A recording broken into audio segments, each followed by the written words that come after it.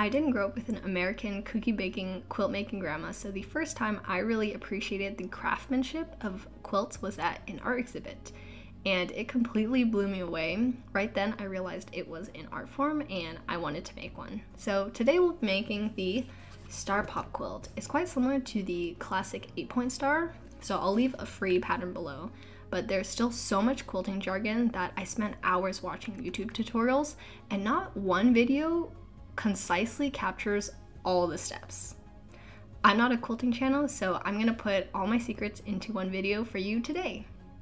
Choosing fabrics.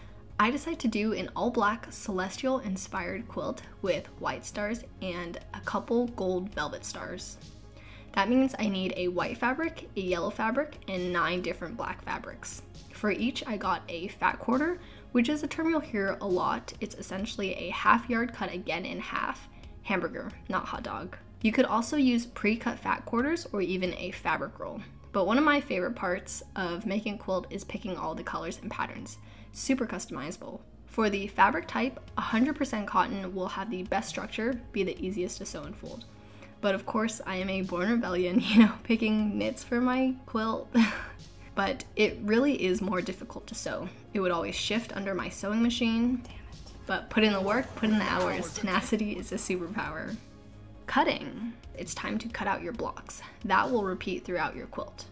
It could be a simple square or this for me.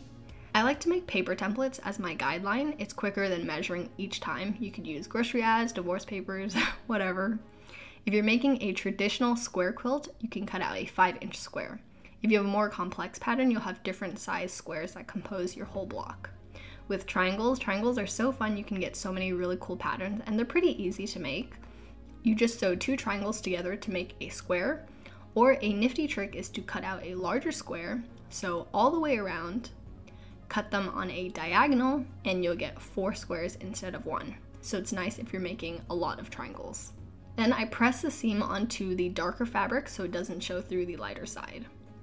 And I'm just squaring it off, evening out the edges. Make sure all angles are a crisp 90 degrees or a hot 90 degrees.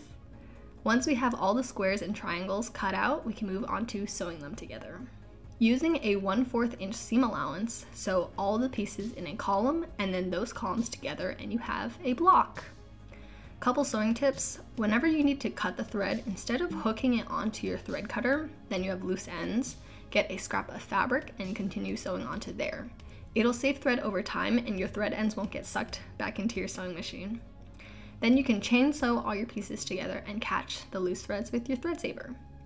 I got really fast and efficient at sewing my blocks, so each took me 3 all too well 10-minute versions by Taylor Swift, or 30 minutes. There were 42 blocks, so in total 21 hours. Took me about a week, but I really enjoyed it. Easily my favorite part of making the quilt.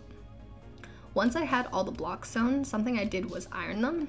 I was very resistant to buying an iron, but this tiny one is only $20, and it whipped all my chaotic seams into shape. Really makes a difference. And now you own an iron and you don't have to hang your clothes in the shower to steam, because that never really works, does it? Next, I'm seeing where I want my blocks to go. I don't want similar patterns next to each other, like 2 conservative uncles at Christmas dinner. Just unsightly. When you have the order of your blocks decided, you can now move on to sewing the rows and columns. I'm laying my row in the correct order, reversing it, pinning each side right sides together. So it's all ready to go for my sewing machine.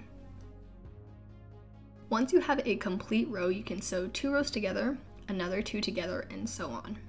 I lined up my rows, flipped one so their right sides are touching, and I'll pin, matching up the seams. One seam will need to go to the left and one to the right, so they lay as flat as possible. That's called alternating seams. And I'm pinning it so when I go to the sewing machine, I can go right up to where I place that pin, take it out, and sew over knowing my seams are going the right directions. That sounds a lot more complicated than it is. We're just sewing a straight line, and if you've pinned all the alternating seams, it should go pretty smoothly. I'm quickly lint rolling the whole thing to pick up loose ends. And ta-da! Your quilt top is looking beautiful. Admire it, bask in your hard work, because we're only halfway there. Basting. For the backside, you'll need batting. I use standard 100% cotton as well as backing fabric. I bought a flat sheet, has a really fitting yellow star pattern. I cut them both to the size of my quilt top with an extra 2 inches around, just for extra leeway. And then I'm adding safety pins about 5 inches apart, and that will baste all 3 layers. Just another word for temporarily holding the quilt together. Like I said, lots of unnecessary quilting jargon. Instead of doing it on the floor like most people, I ended up just basting on my work table, which I think led to some puckering due to it draping off the table and creating tension. But if you don't have a lot of space, I don't think it's that noticeable, but you tell me. Quilting. I always thought quilting was the pattern of the quilt, but it's actually the stitching on top. You might be familiar with the classic diamond. You could also do grid lines or wavy lines or, more complex patterns. I decided to do an echo stitch where you outline a shape, for me the star shape. I'm making stitches down the length of the quilt and then across the width of the quilt. So it'll look like this on the front and this on the back. I picked a yellow thread. You could even do like a different color on the front and the back. I think that'd be pretty cool. Next, we're just gonna quilt down the middle and work outwards so that any air bubbles get pressed out.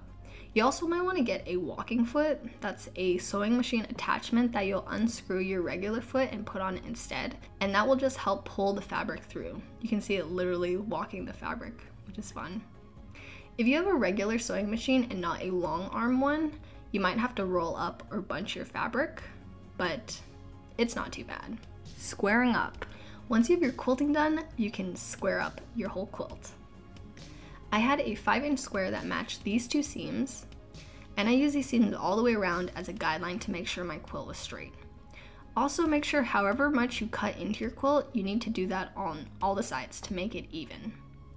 If any batting shows through, but it's less than 1/4 inch, your binding will cover that up. When we reach a corner, again use our square to cut 90 degrees into clean edges on all 4 sides.